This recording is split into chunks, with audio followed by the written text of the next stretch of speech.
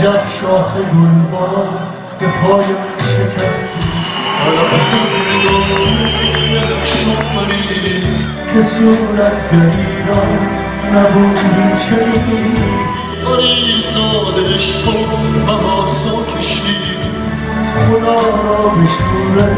تماشا کشید